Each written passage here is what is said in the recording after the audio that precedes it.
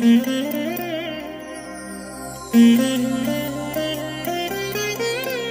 దినం పరము నుండి దిగివచ్చు మాట. ఇది నీ జీవితానికి వెలుగుల బాట. నీ ఒడిలో ఉంచబడిన దీవెనల మూట, అద్భుతాల ఆనంద ఊట. సెప్టెంబర్ 8 సంవత్సరమంతా మీరు బైబిల్ చదివి ముగించడానికి ఈరోజు మీరు చదవలసిన లేఖన భాగము ఉదయం సామెతలు 3, 4 మరియు 5 అధ్యాయములు, సాయంత్రం 2వ కొరింథీ పత్రిక 1వ అధ్యాయము. ప్రియమైన దేవుని బిడ్డలారా, ఈ ఉదయకాల సమయంలో ప్రభు కృప మీకు తోడైండునుగాక. ఎలా ఉన్నారు ప్రియులారా? బాగున్నారు కదూ? ఆర్థికంగా ఎలా ఉంది మీ పరిస్థితి? ఆరోగ్యంగా ఉన్నారా? మానసికంగా ప్రశాంతతను అనుభవిస్తున్నారా? ఈ దినాల్లో ఎన్నెన్నో టెన్షన్స్ ఉన్నాయి కదా. ఏముందండి, చాలా సమస్యలు. ఒకటనుకుంటే మరొకటి జరుగుతుంది. మాకు అయోమయం అవుతుంది, ఏమీ అర్థం కావట్లేదు.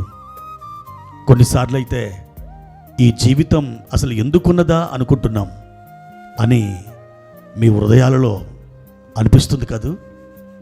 ప్రియ దేవుని బిడ్డ, నిన్ను సృష్టించిన దేవునికి సమస్తమును తెలుసు. ఒక చంటి బిడ్డని కలిగినటువంటి ఒక తల్లి ఆ బిడ్డకి ఎన్ని పూటలు పాలివ్వాలో తల్లికి తెలియదా? ఆ బిడ్డకి ఎప్పుడెప్పుడు స్నానం చేయించాలో ఆ తల్లి ఎరగదా? ఆ బిడ్డని ఒక ఊయలలో పడుకోబెట్టి ఇంటి వెనకాల ఎక్కడో ఒక చోట లేదా ఆ వంటగదిలో తాను చాలా బిజీగా పనిచేస్తుంటుంది.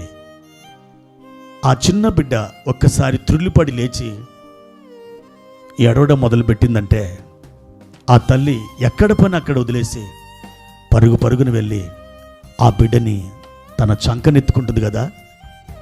మానవ మాతృలైన ఒక తల్లికి అలా ఉంటే, ఆయన అన్నాడు, ఒకని తల్లి వారిని ఆదరించినట్లు నేను మిమ్మల్ని ఆదరిస్తానని తల్లితో పోల్చుకున్న ఆ ప్రభు మిమ్మల్ని ఎంతగా ఆదరిస్తాడో తెలుసా? మీరు ఏ విషయంలోనూ తొందరపడొద్దు. ఏ విషయంలోనూ మీరు స్టెప్ తీసుకోవడానికి తొందరగా ఇది అవ్వాలి, ఈ పరిస్థితి సెట్ అయిపోవాలి అని ఆర్భాటం చెందవద్దు. ప్రతిదీ దేవుని సన్నిధిలో ప్రార్థన చేసి ఒక నిర్ణయం తీసుకోండి. ఆయన ఏ విధమైన నడిపింపునిస్తాడో ఆ నడిపింపును బట్టి మీరు ముందుకు సాగి వెళ్ళండి.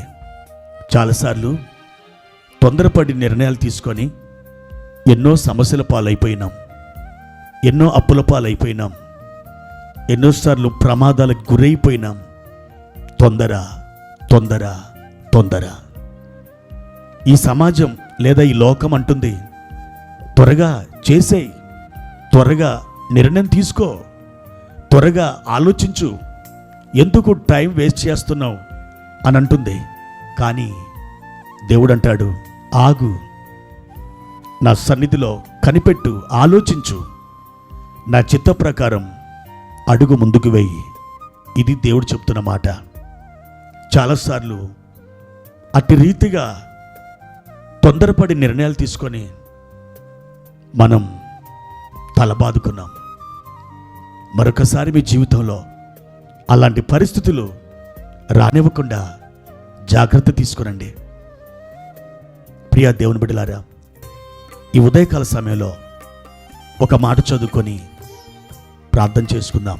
1 కొరింథీ పత్రిక 10వ అధ్యాయము 31వ వచనం.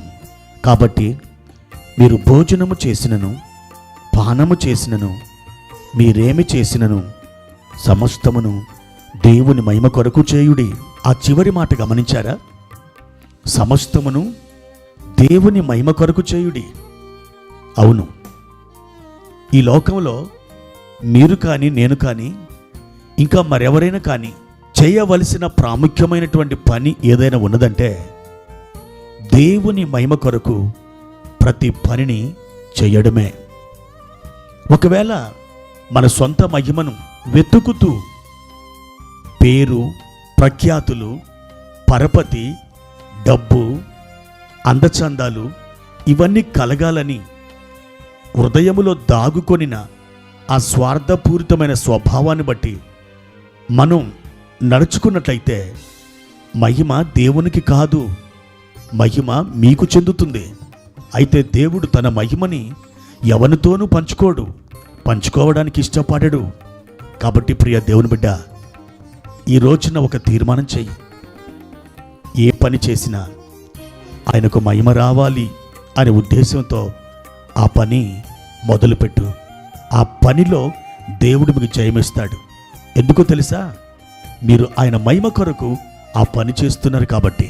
మీరు ఏ పని చేయడం ప్రారంభించినా మిమ్మల్ని మీరే ఇలా అడగాలి, దేవా, ఈ పని చేయడం వలన నీకు మహిమ వస్తుందా? ఒకవేళ నీకు మహిమ వస్తే ఈ పని చేయడానికి నాకు అలాంటి మనస్సును దయచేయి, నాకు అలాంటి ప్రేరణ దయచేయి అని ప్రార్థిస్తూ మీరు ఆ పని ప్రారంభించండి. తప్పకుండా మీ జీవితంలో సక్సెస్ సాధిస్తారు. దేవుని కృప మీకు తోడైననుగాక. ప్రార్థన. ప్రియమైన తండ్రి, మీ ఘనమైన నామానికి వందనాలు. మా జీవితంలో మీకు సంతోషాన్నిచ్చే ఆనందదాయకమైన మిమ్మలను పరవశముందించే ఒక మాట ఈ ఉదయకాలం మాతో సెలవిచ్చారు.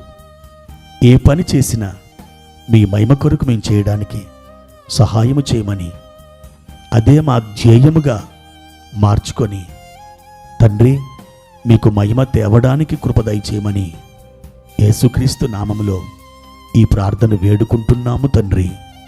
ఆమెన్.